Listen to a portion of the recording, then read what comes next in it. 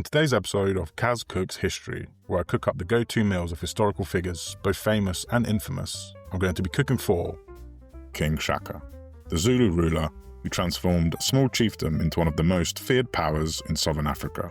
Famous for his battlefield tactics and iron discipline, Shaka controlled every aspect of his warriors' lives, right down to what they ate.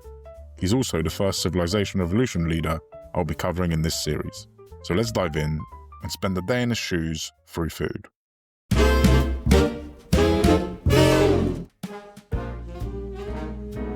For breakfast we've got Uphuthu, a crumbly maize porridge served with Amasi, fermented milk. Amasi was at the heart of Zulu cuisine. It's prepared by letting cow milk ferment naturally in a calabash or a cowhide bag. No starter culture, no fridge.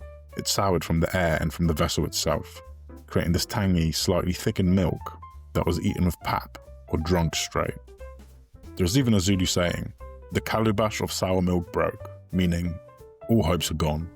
That's how central this food was. And it's not such faraway history. Amasi was one of Nelson Mandela's favourite foods. In his autobiography, he tells a story about leaving a pint of milk to sour on a windowsill while hiding from police. It almost gave him away because, as one passerby put it, only a black man would put sour milk on a ledge like that. So this wasn't just food, it was identity, it was culture, it was survival. Simple, yes, but deeply powerful.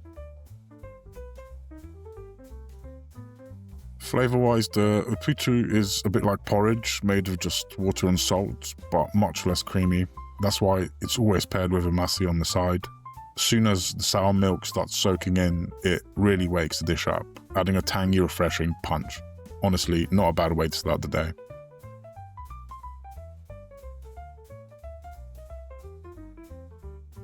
For lunch, we're cooking Isitambu, the Zulu name for samp and beans, often cooked with beef or served alongside some chicken. Today I made two versions. I started by soaking the samp and beans overnight. Then I cooked up a big pot of what I'm calling the authentic version. Just samp, beans, water and salt. By authentic, I mean I'm using only the ingredients that would have been available to Shaka and his warriors at the time. Once everything was soft, I took half out as it was, plain, filling, and exactly the kind of dish they might have eaten.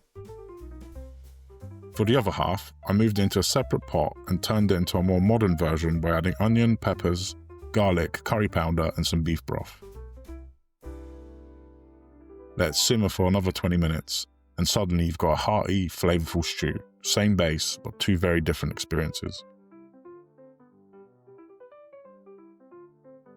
And well, the authentic version tastes exactly how it looks.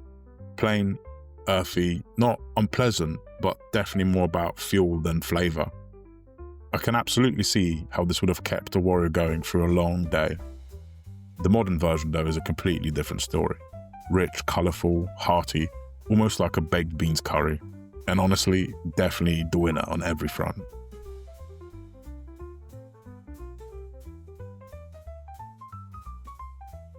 For dinner, I've made two versions of Inyama Yenkomo, literally meat of the cow. The first is as close as I can get to Shaka's era.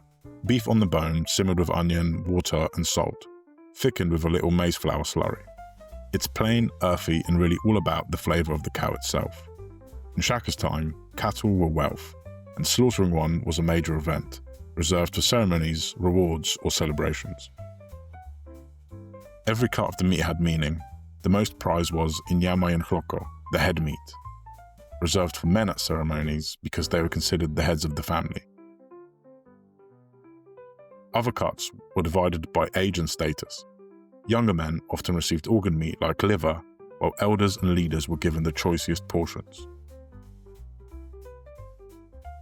Women and children ate other parts, but always within the rules of distribution.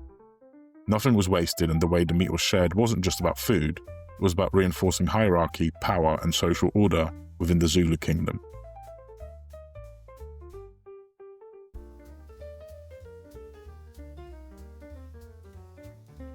The second version is a more modern take. The same beef, but this time braised with tomatoes, garlic, carrots, herbs and spices. It's richer, saucier, and looks more like a stew you'd recognise today.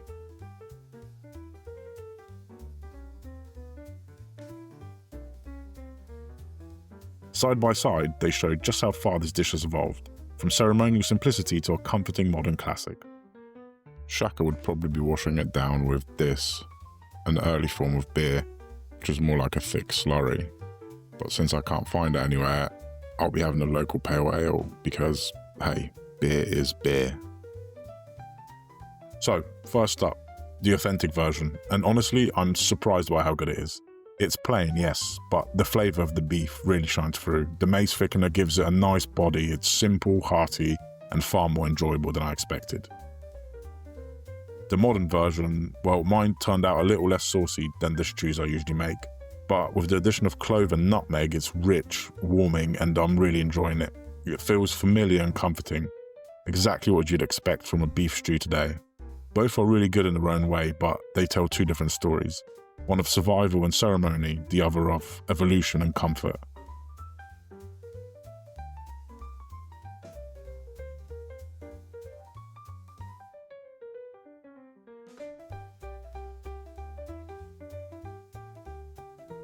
For the ratings, for flavour, it's pretty hard to judge given the different versions, but I think on balance a 7 is pretty fair.